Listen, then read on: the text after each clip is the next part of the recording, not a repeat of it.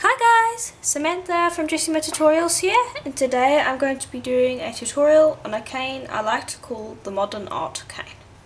So I'm going to be using Souffle Sculpey today, and you're going to need some black, some Robin's egg blue and some egg glue.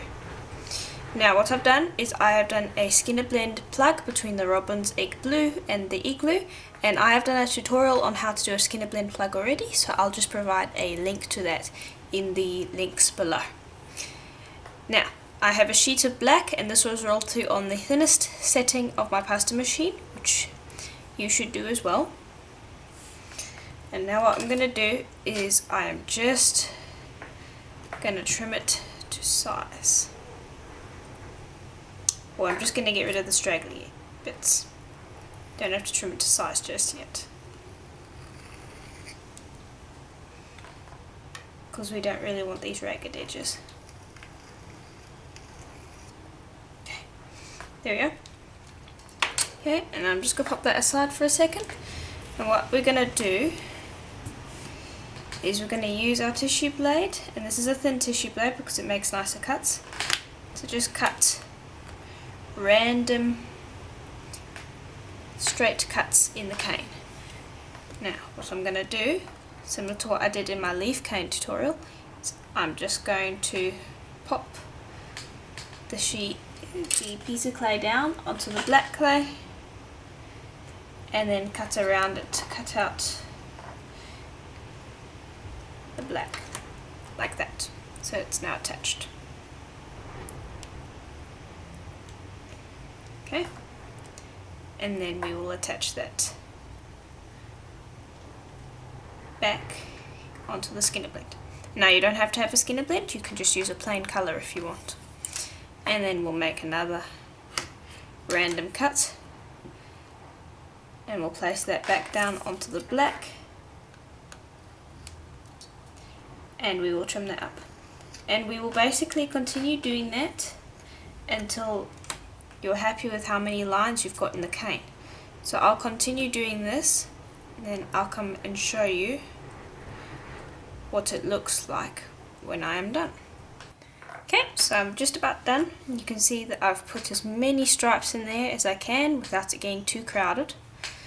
Now what we want to do is just gently reduce it, just like you would any square. And this clay is pretty warm, so it's going to go fast, so I want to just do this carefully because I don't want to get any distortion.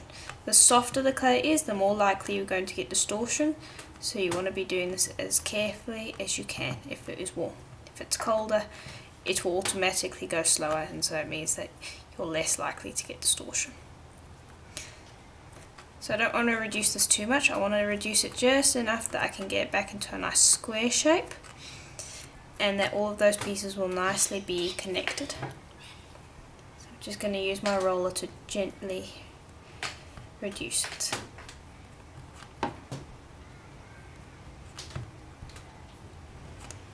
Okay. So this is supposed to be a rectangle-ish shape, so I'm just going to lengthen up these bits. Okay, and then we can take a slice.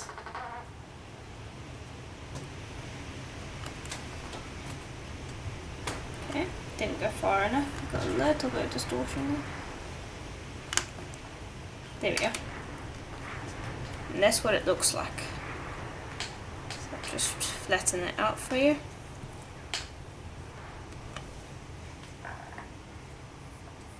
So that's quite interesting, it's got a cool spiderweb effect to it, and the reason I wanted to call it a modern art cane is actually what happens after you've sliced it. So I've just got to even this out and make it more flat, and then I can show you what I'm talking about. Okay. Now I'll just pop that down, and I'll start to roll it flat. And now I'm not worrying about distortion.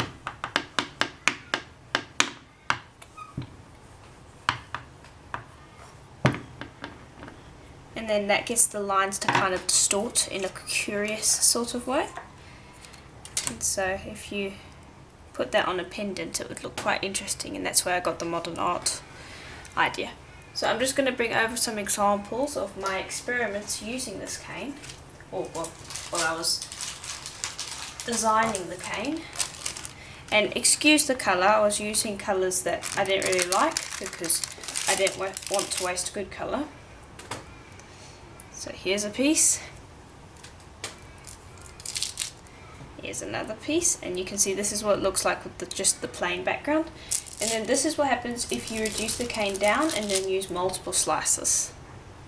So you can get a really cool spider web effect with that one.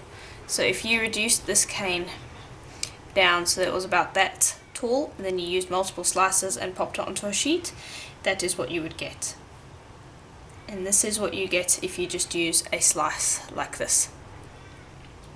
So it's an interesting cane. It could be used in quite a few projects. I'm not sure exactly what I'm going to do with it yet, but it's just something that I like to keep in my collection so that whenever I have some project going and I need that cane, it will be ready to go.